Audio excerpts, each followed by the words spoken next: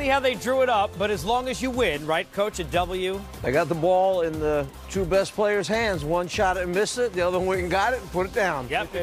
Carl Anthony Towns said, hey, we've been waiting for a shot like that all night. In overtime with 1 second to go. There's only one of those that happens. And he made it. Welcome, by the way. Glad to see that you've made it. None of us have to raise chairs tonight. We're all happy. Hopefully you are. Casey Stern, Sekou Smith, the czar himself, of course, our coach Mike Fratello. We got a lot to get to. Some big games and, of course, big storylines, including that one big man who's on the move. And we're not talking about Smitty running to his car in the cold, trying to get out of here quickly. AD not there. Neither are really any of the Pelicans. Drew Holiday, though, dancing and company. And then Nikola Jokic says, enough dancing. 14 at the half. Doing it a number of different ways. Flotation device. Little post move here, Sekou. Yeah, you might as well take advantage of the absence of not only Anthony Davis, Casey, but everybody else if you're Nikola Jokic. You notice our researcher, Justin Kimbrell, not here. I think he took the week off watching Okafor highlights. There have been a lot of them. Floater in the paint. Jaleel, coach, 14 in the game, including getting a chance to go to work here at the buzzer defensively. Okafor playing well. He has played very well. This guy can score. You get the ball in the paint with him. He's got great footwork, and he has soft hands. Nice footwork and soft hands. Good segue. Nikola Jokic.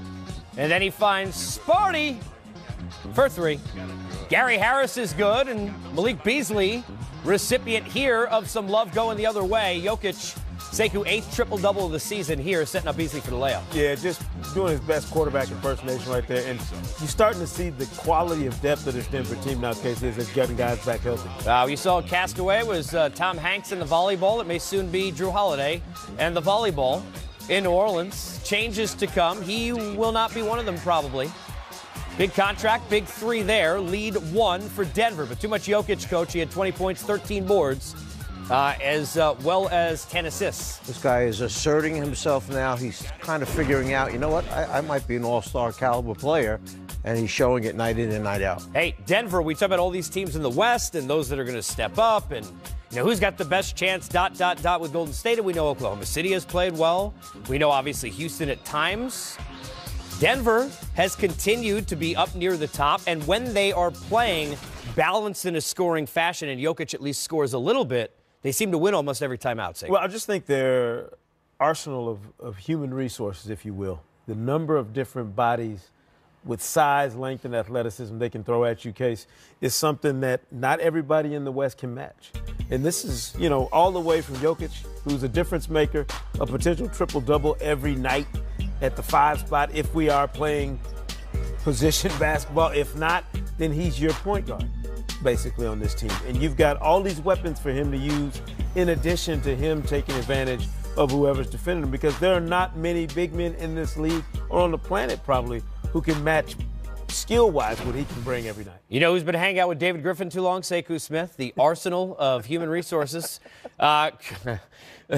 Coach, when you look at Denver, clearly they've got guys who could score in bunches too. Their guards, maybe not prototypical point when you think about Murray, who's a shooter, could score in bunches. Gary Harris, who did so tonight. But they've got guys who can get buckets late for a coach, like Malone in this case, when he needs that big shot, which they will in the playoffs. Who has prototypical point guards anymore? Not today. No, it doesn't work that way. Now, if you are a very good basketball player at the guard position, you score, you pass, you do all the things, but not uncommon that you have 20-point scorers in the point guard position, a la Mr. Kyrie Irving. But when you talk about depth on teams, Toronto, deep, okay? Boston, depth. How about this Denver team? Another one of those teams who, little by little, have been adding pieces.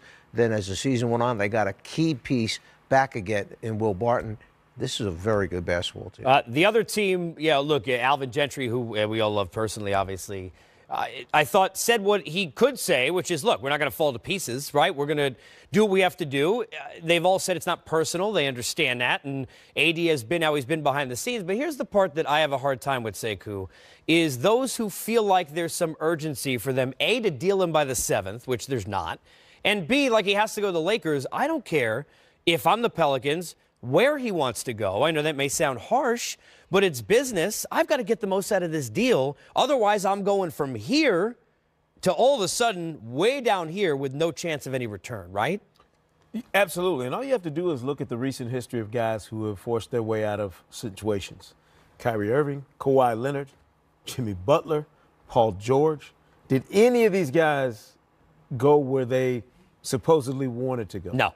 Absolutely not. So if you're the incumbent team that has to facilitate this deal and get one of these guys out of your locker room and off your team, you have no compunction to do what they want you to do. It's all about the best assets you can recoup in a deal on your time, not on the trade deadline schedule, not on Anthony Davis and his representative schedule, or anyone else's. And that's just a part of the business. That's also why you have star players now leveraging their way out of situations they don't want to be in. They recognize the business, and they understand there's only so much power you have as a star player, a superstar player in this league. If you don't do it now, as Anthony Davis is doing, $50,000 fine and whatever else comes your way, you lose whatever power you might have in terms of forcing this situation before the team has to do it. Yeah, look, the other part of it is that, take Toronto, for example. Masai, anytime you ask him, he said, look, they love DeMar DeRozan. It's rare you get opportunities, Coach, to get, Sekou, guys like a Kawhi Leonard. So whether we think we can convince him in a year or we can't, we know we have a team that won 50 games. We just fired a coach, and we've got to try and win. There have to be teams, in my opinion, and look, Boston is one that's an obvious example, that with the rest of this year and another year would look at this coach, right, and say, look, I don't think he would stay here either, but if I could take 2 shots with Anthony Davis and I've got enough in the system, I'm making a phone call, right? How many teams can really say they are capable of maintaining a long-term game plan and follow it step by step without panicking and suddenly changing direction 1 or 2 years into it? I'll give you one example that they've done a great job. Brooklyn. Yep. All right, Sean Marks in there with Kenny Atkinson from the beginning. They were so far behind the 8 ball when they took over that program with no picks, first-round picks for 3 years to come when they took it over, a depleted roster, no stars on the team. And they have put this team back into the playoff picture in just a couple years because they've stayed with and maintained what they believed in. Now, Sekou said everything you had to say about not rushing, taking your time. It's not up to them. It's up to you to make the right decision. That means ownership, front office, and coaching staff should be in constant dialogue on what was presented to them. Is this what we would accept? If not, we wait a little bit longer, okay? And ideally, you would like to get him back playing because this finger gives him a built-in reason why Anthony Davis doesn't play the rest of the season, which would be terrible for the Pelicans. But if they're going to keep him till the end of the season, you want to get him back and take your run at the playoffs. They have their pick this year. I haven't looked, but if they do, is it that terrible? Hey, just sit down. We'll trade you in the offseason and we'll get a pick. Yeah, no? and the strange thing was watching him in the huddle interacting with his teammates. Right? That was so peculiar, seeing that interaction. It makes you wonder, how long have the Pelicans, at least his teammates and the people in the basketball ops, how long have they known about this, that this might be coming?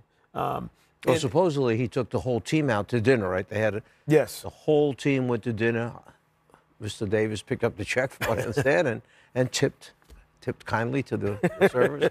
But it makes you wonder how long this has been a part of their daily process. And if they've known that this was coming for some time, then it's not a shock to the system like some people assume. This is maybe the next logical step in this process. And you're right, Case. Maybe it is time to consider not having Anthony Davis play anymore this You mean something odd didn't happen on the plane and that at 3:30 in the morning he and his people texted Woj to wake him up in a hotel bed? No, probably not. It's a little more premeditated than that. Probably a little bit. We've got a lot. Speaking of premeditated, Rookie of the Year, there's a ladder. It's there. It's Sekou's is maybe more interesting because we're premeditating. It's Doncic and everyone else. He against the Celtics when we come back. Also, we get an opportunity to find out about Doncic's first chance at the Garden. Would he break the mark for a first-timer?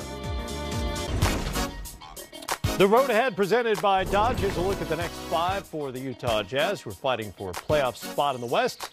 In Portland tonight, followed by 4 straight at home in Utah. Time now to get to know one of the best defenders in the NBA, reigning Defensive Player of the Year, the Stifle Tower, the French rejection himself, Rudy Gobert. is a very good Utah Jazz team, and they are led by their dunking, shot-blocking big man Rudy Gobert, the reigning NBA Defensive Player of the Year. You know, I always wanted to win it, and I still want to win it.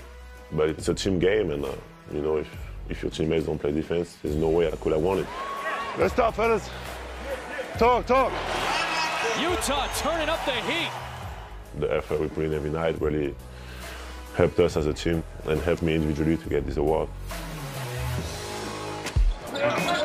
Gobert plays for the French national team, so besides his NBA duties, he's also experienced on the international stage. They call him the Stifle Tower. You gotta love that nickname for a guy that's from France. I think it's a different kind of basketball. No look past Dio. Great touch pass to Rudy Gobert for the jam. Both are good, you know, but it's a different style, and it's great to be able to experience both, I think. The second Jazz player to win Defensive Player of the Year, but he did not have the easy path. He had to go to the G League his rookie year, but he works and works. And he has become one of the premier big men in the league now. I was picturing myself in NBA for sure, but you know, I was really always focused on the moment. He put a lot of time in, says he's stronger. Boy, is he a valuable piece. I need him all talking. Come on. Urgency. I don't really want to put any limits on what I can do. I just try to help the team win right now, and I keep getting better. That's the goal.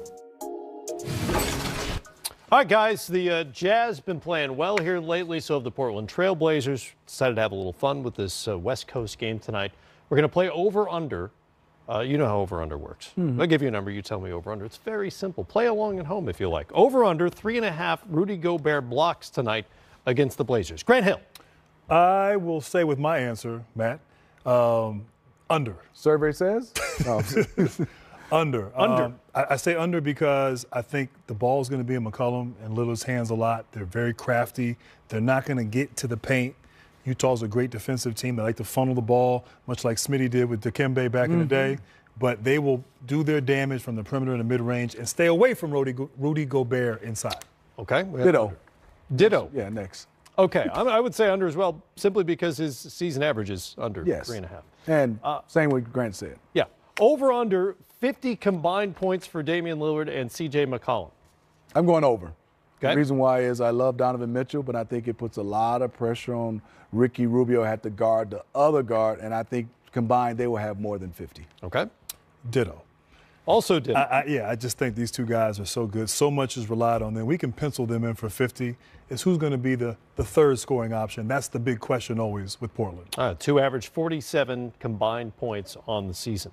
Jusuf Nurkic is still a game-time decision. Let's assume that he's playing and say over-under. Nurkic points and rebounds combined 25. Under, because he's a game-time decision. He won't be healthy. Well, no, I said let's assume he plays. Oh, and as soon as he plays, he'll be a little banged up, so I'm going to go under. And also, I think it'll be a little bit tougher because of Rudy Gobert. Big fella, yeah. Make him have to shoot a lot of more mid-range and outside jump shots. That's fair. Yeah, I'm going under too. Yeah, you're going under as well. All right. He averages 25.6 combined for the season so far. Donovan Mitchell, averaged 30 points a game over his last 10. Over, under 30 points tonight against the Blazers. Well, you know what? He's going to get 30. He's been playing great. He's at a point now where he kind of got off to a slow start, it seemed, his sophomore season. But now he's found his rhythm. He's in a groove. And I don't think the perimeter of Portland can contain him. So 30, yeah, pencil him in. Did 30 you say plus. over or under? You can't take 30 exactly. 30. I said you 30. Said 30 a couple of times.